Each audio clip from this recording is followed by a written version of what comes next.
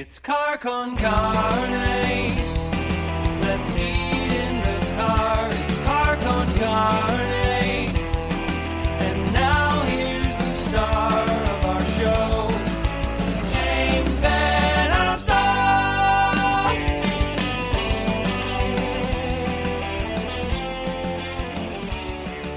Alstyne. This right here is Car con Carne. Car con Carne is a Q&A1 podcast. I'm James Van Alstyne. Car con Carne, sponsored by Easy Automation. Are you looking to transform your home, office, or business into a smart, seamlessly connected space?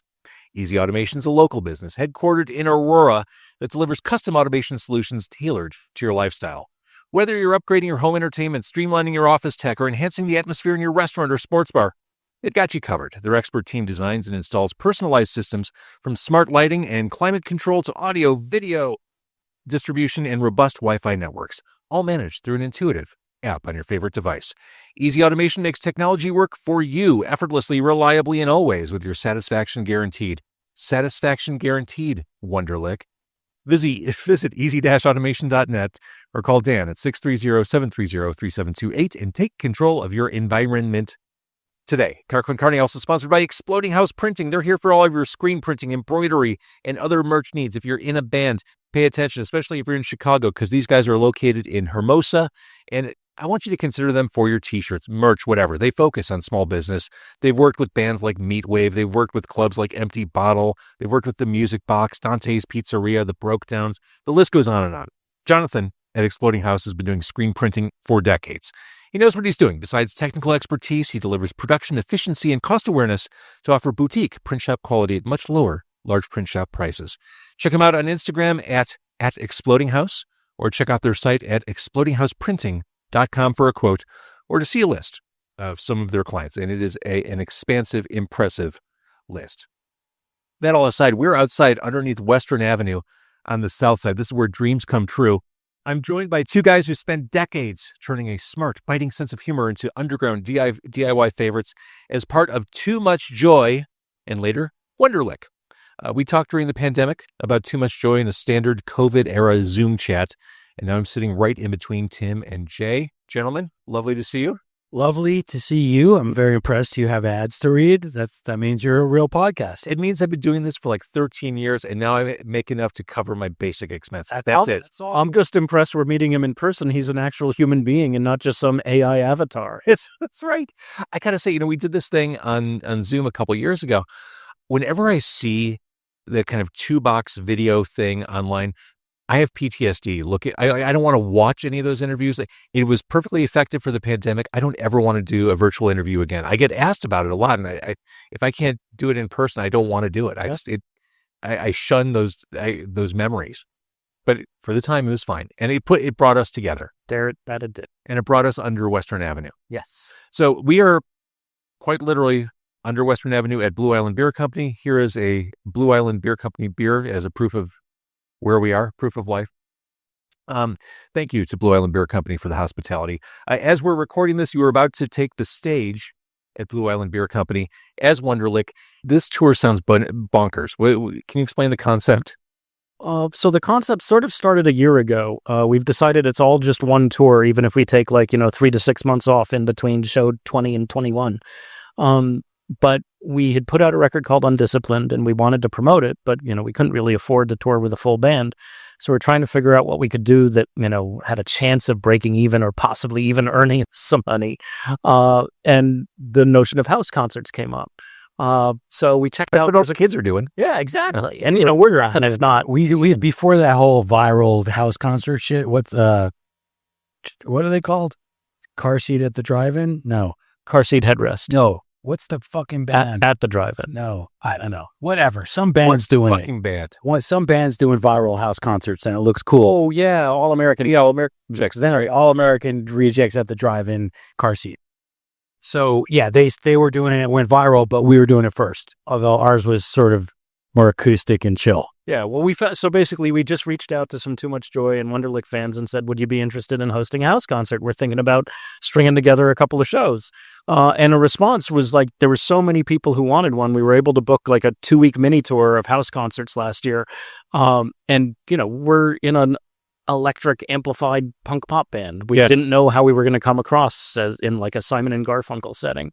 So we were pretty fucking nervous about it. And right up until the very first house show last June, and literally from the first chord Jay hit, I knew it was going to work. And they are now our favorite things to do. They're so much fun. Even when you're playing to, like, I think the most people we've played to in somebody's house was 50, right? Usually it's like between 15 and 30 is sort of the sweet spot. And so it was weird. Night after night, we were playing to like 20 or 25 people, but they felt like the biggest shows we'd ever done because the connection was so just close with no trace of the fourth wall. Not at all. Just the connection between me and Jay, between us and the songs, between us and the audience, between the audience and the songs. It was just a thing of beauty. And so now this year we're doing it for a month. And, we want to get to a point where we just never stop. The description you guys sent me, call it MTV Unplugged meets a microbrew fermenter. Or if NPR's Tiny Desk grew up, got day drunk, and moved to the South Side. Thank you. I think that was ChatGPT. I was going to say that's a day drunk Jay using ChatGPT. Yeah, I think Do you use AI for stuff? for that. Yeah, in the future, you're going to do other interviews on the road. Just tell people you made it up. It's not like they can trace it back to Chat. You're going to come off like a genius. Like, to be honest, I'm sure I went back and forth. Yeah, as we've explained to many people on this tour, Wonderlick's art requires total honesty, and sometimes total honesty requires lying or omitting or altering facts in order to get at the real truth. The new album is out. It's basically your Zeppelin 4. It's Wonderlick Goes to War, and a fine achievement. Thank you. Wonderlick was kind of created on a whim initially, wasn't it? Yeah, it was. I mean, it was created. It was intentionally trying not to be a project. It was It was an attempt by me and Jay to remember why we were friends and why we liked writing music. Too Much Joy hadn't stopped, but they'd sort of frozen in place. As it Too Much Joy sort of failed at the end, and then we just sort of stopped doing anything. Yeah, but I mean, we're miserable. We didn't break up. We just failed. Just stopped. Yeah. You say went up, and like potato. Yeah. So we were all we were cynical about the music business. We were angry about each other. At each other. I hadn't played guitar for like 5 years. Like, I couldn't even look at my guitar. I was just sort of over it all. And then I forgot why. I forget why, but we decided to meet in Santa Barbara and just spend a weekend getting drunk and writing songs. And we said, we're not going to shop them. We're not going to try to record them. We're just going to write, just to remember why we did this. I feel like this is a story we hear time and again. Like, you hit that trajectory, you go up, you put out the major label stuff, and you just disconnect from why you got together in the first place. Well, the thing is, it becomes goal-oriented, whereas originally you're just making music with your friends because you want to please yourselves. But then, like, you want to get it on the radio, and then you want to sell a certain number. And so then you're competing with, other people in your genre. And it really changes the nature of what you do and why you do it. And so going back, we literally just went back to when we were 14. It was like, we're doing this because we feel like it. That's literally the only reason. We found a motel on the beach in Santa Barbara, and the motel was called Hotel California. So we had to book it. We were like, okay, that settles it. We're doing this. So, is there something or an aesthetic difference between what can be defined as a Too Much Joy song or a Wonderlick song? I would say not in the writing stage, but in the studio. Once we get to recording it, absolutely. So there are certainly songs that Jay and I have written together that could turn into Too Much Joy songs or Wonderlick songs, depending on who's going into the studio next. But once you're in the studio, the way of working is completely different. So Wonderlick tends to write in the studio, and not necessarily go in with fully finished songs. And the biggest sort of aesthetic change from Too Much Joy that Jay and I came up with kind of by accident was you're not allowed to say no. There's no shitting on somebody else's idea. You have to, if somebody wants to try something, you have to try it. Doesn't mean it makes the final mix. But nobody can say, no, that's a bad idea. You have to try. I feel like that rule would keep you guys in the studio forever. Well, I feel like we're also, we also have ADHD. We're pretty impatient. So, but it means you can try stuff. I think toward the end of the studio Too Much Joy stuff, we're also annoyed. It was like, oh, that's a stupid idea.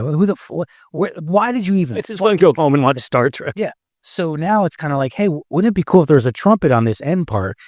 And then the other guy can't say, no, that's a stupid idea. We just have to like play a trumpet or synth a trumpet and see if it works. And we usually agree on, once we hear it, we're like, that was a stupid idea. Or, oh, that was actually cool. Let's put 2 trumpets on, Tim, when you walk away from recording and writing and working on these songs to watch Star Trek, which series are you watching? Well, I mean, it depends on, which one's got new episodes. So at the moment, it's Strange New Worlds. But I have not finished, I'm sort of slowly making my way through Discovery and Enterprise when there's nothing else on offer. Oh, so you're hardcore. Like Reasonably. you've stuck with it for... Yeah, reasonably. So I didn't watch all of Voyager at the time, and I didn't watch any of Enterprise at the time. So I'm going back to them now. But all the other ones I've watched from beginning. Voyager took like 3 years to get good. Yeah. But Tim's a bit obsessive about anything he likes. So like, if he likes a band, he will then have to go search out every bootleg, every writer, every performance. That frame of mind, I get it. So every side project, every influence, every follower. What's annoying about Tim, so much. But what's annoying about Tim is if I tell him about a band, I'm like, oh, you got to listen to this. He'll kind of roll his eyes and be like, yeah, I'll check it out. Whatever. That's for losers. And then like 2 years later, he'll forget that I mentioned this band. And then he'll be like, oh, I just got the box set and the bootleg. This is funny he's saying this because we're traveling with his daughter, who just the other day was talking about how annoying it is when she turns her father onto a band. And then months later, he says, hey, have you heard these guys? Well, I got it from you, Tim. Tim, are you a collector? Oh, yeah. What do you collect? Do you collect records? Do you collect... Souls. Yes, I collect souls. No. So I would say I'm a collector, not a hoarder. And I'm married to someone who gets more joy than she should from throwing things away. So together we balance each other. We are kindred spirits in that respect. Yeah. I'm at the point now where it's not that I'm necessarily sneaking records into the house, but I'm not being overt about it anymore.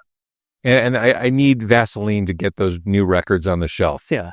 For me, my main indulgence is it's music, which mostly means LPs or CDs. It's T-shirts, and I'm trying to cut down on recollecting the toys of my youth. But if I see an Evel Knievel toy, I'm buying it. My new obsession is antique malls. Which, if you're touring America, I mean, you've plenty of opportunity to find those old Migos or whatever you're looking for. Are we going too far?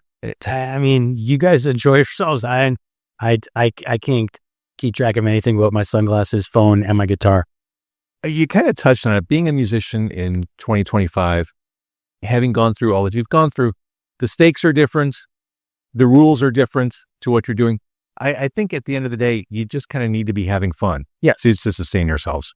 Absolutely. And so, there's this notion now that everybody's a brand, or you have to be a brand and you have to maintain your brand. And I would say too much joy was doing that even before it was a thing that was necessary, just because it was sort of our personalities. But what we found on this particular tour, partly because there's a documentary crew following us around. Which is weird, by the way. It's very weird. Okay. But also because we're keeping a tour diary that we're publishing on a blog called Surviving the Golden Age every day. Everything feeds on each other, right? So them filming us changes what we sing about at night and how we sing it. And then that affects what gets written in the tour diary, which changes the perception of the next audience, which read yesterday's tour diary. Everything is part of our art. Our entire... Wonderlick is sort of a giant living performance. Yeah. It does feel that way more and more, at least for us. I mean, I'm not trying to be pretentious and say, put us in the biennial, the museum. I'm not saying we should be in a museum. I'm just saying the biannual museum. The biennial only open once every couple of years, or just cut that part. I don't know that I want to. Somebody listening will know what the fuck I'm talking about and say, "Oh, this is how you pronounce it." Okay. But anyway, yeah, it's become its own thing. I don't know why.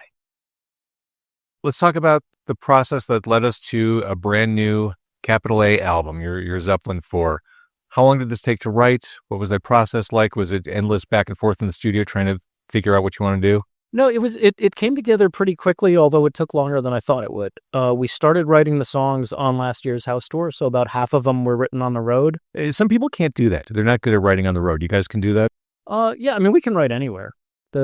Because there's no rules, really. We sort of, when we feel it, sometimes in a hotel room after a show, sometimes we're waiting in a green room and I'm strumming and tuning and we start a song, and sometimes we set out and do it, or sometimes we're alone. Like it can happen anywhere. Yeah.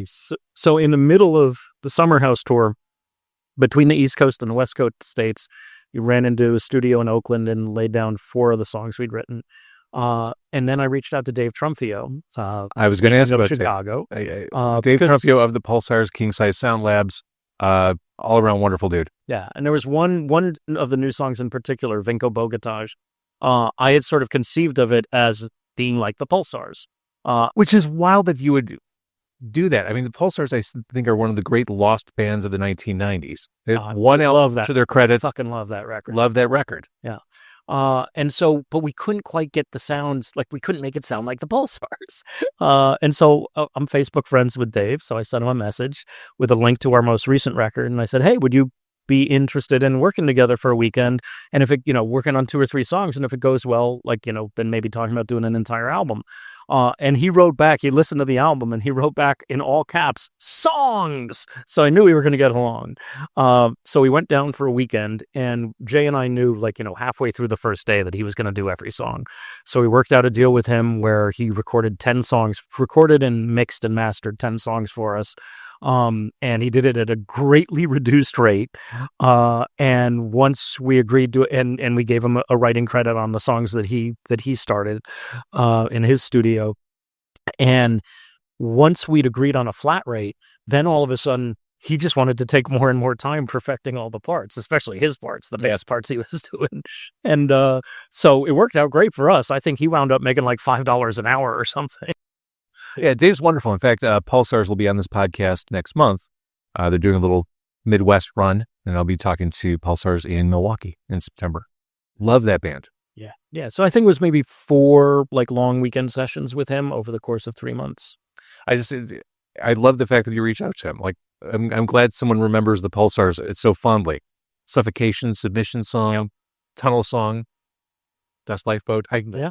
All right. So you mentioned Vinko, Slavic artist, ski jumper. Yep. This is what I've come to expect and hope for from you. Not your typical subject matter. How did that name even enter your head? So I would say at this point, now that we've done 5 records, there are certain things that I hear about, I read about some historical fact and I get a little tingle that goes, there's a Wonderlick song in there. And so Vinko Bogotaj was one of those. I was just thinking about Wide World of Sports and the agony of defeat, and the ski jump, the ski jump fall that you see when Jim McKay intones the words, the agony of defeat. And I just thought to myself, I wonder who that was. I wonder what happened to him. And this reference may be lost on people who are even 10 years younger than us. Oh yeah, I'm sure the millennials or Gen Z who are making this documentary have no idea what the fuck we're talking about. Right. But anyway, so, and with Google and everything, you can learn everything you need to know about the guy that fell and represented the agony of defeat in a couple of minutes. And it's a fascinating story.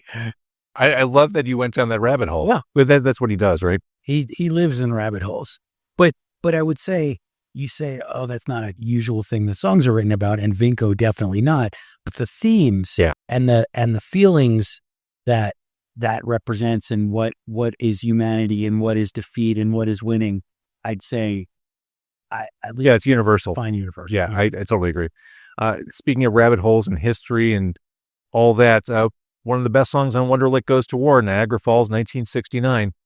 I don't think many people realize that Niagara Falls was drained back in 1969. It's crazy. And it's not and they're going to do it again.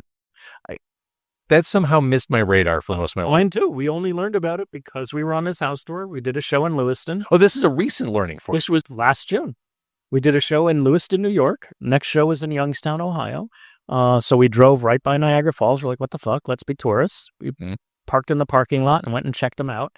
And they had an exhibit about what happened in 1969 when the Army Corps of Engineers came in, dynamited about 20 tons of rocks to dam up the American side of the falls, so they could do all this structural engineering because they were afraid that the rock face was going to crumble and then the site would go away and the tourist attraction would disappear and the economy would be ruined. So they basically wanted Niagara Falls to keep flowing for another 12,000 years, so they turned it off. And what's amazing, there's all kinds of amazing things that flow out of that, like all the coins that they found. They discovered some skeletons in the rocks from some murders and suicides.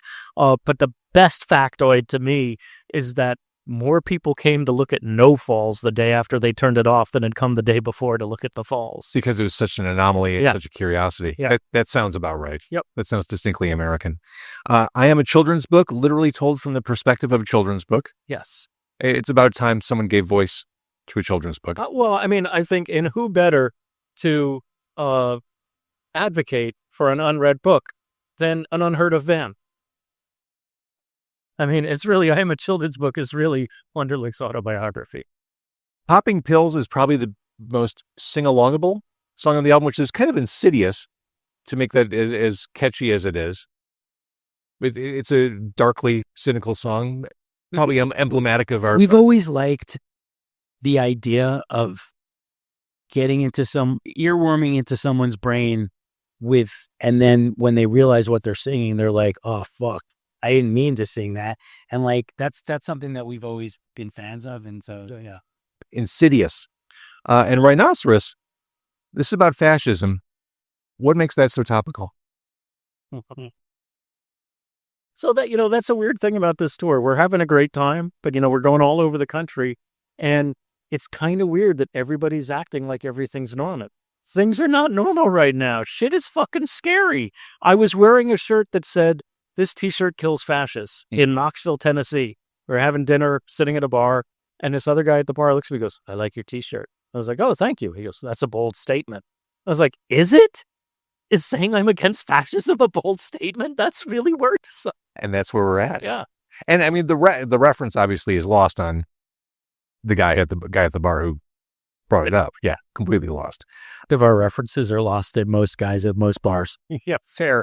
But not Blue Island Beer Company, which is gracious enough to host the tour and this interview right now. Origin story in a summer of Fantastic Four and Superman movies. This is the one people really want. This is the one they've been clamoring for. Can you explain the documentary crew? Like, are you going to get like the Devo treatment or the... Jay, do you want to? They decided that they wanted to do a doc, and we said, sure, come along. Yeah. So what? Obviously, they're fans. Yeah. So last year, I was doing the tour diary, and Lucy, the director, shared the treatment that she wrote for this with us, and she basically explained that reading the tour diary made her feel like there was a documentary there, that she wanted, that there needed to be a visual component of the tour diary, that somebody needed to film it, and the way she described it was, the tone was very self-aware with gaping blind spots. So I think she wants to highlight all the blind spots. I mean, you seem almost too well adjusted to be interesting documentary subjects. It's very possible. All right, so the album is available. As far as Too Much Joy goes, I mean, you still do some songs when you're on the road. Oh yeah, you pull them out. I mean, there's probably an expectation that you might. There will be a Too Much Joy song, at least one in the set tonight. Yeah, when requested, we usually throw one or two in the set, and we'll play more if you write them down on $100 bills. Yeah, which works. Yeah, if people do it, that's weirdly. Oh yeah, that's a good source of our income. Yeah, Knoxville might be a fan of fascism, but it's also a fan of paying us $100. Greasing the wheels to get what they want. Yeah. Wonderlick Goes to War is the new album. You are on the road as we're recording this in really the end of August. It's a great album. Thank you. Congratulations on getting it out, getting past the finish line and out into the hands of the public. Let's talk about releases and how you get them into the hands of people. I know you're a fan of vinyl. You said CDs as well. Where does the Too Much Joy catalog stand as far as vinyl releases go? So we just got the rights to Son of Sam I Am just reverted to us in July. So a reissue of that will be coming out on CD on Halloween. If enough people clamor for it, we'll press some vinyl, but we haven't planned for that at the moment. There are 24 bonus tracks. I think there's 9 bonus tracks on the CD and then another 17 maybe on the digital version of the album. So there's a lot. And there's an oral history of the making and marketing of the album. We had to pay, basically the booklet cost more than the CD. Which is really cool, though. Very Too Much Joy. When you go back and listen to an album that is a few decades old like that, do you hear the imperfections or do you think, oh, that was cool that we were able to do that? Yeah, I mean, the weirdest thing is the older you get, the more of a different person you are. So it's really just going, oh, that's who I used to be. I get that. That's weird. Yeah, you're not bothered by it. You're just like, oh, okay, that was that moment. Yeah, it's and the thing is it's like, oh, that kid hadn't learned these things yet. Oh, that's embarrassing for him. Like some of these things could be how to sing, play guitars, what music is supposed to sound like. It's part of your charm. Guys, thank you so much for doing this. Appreciate it. Really appreciate it.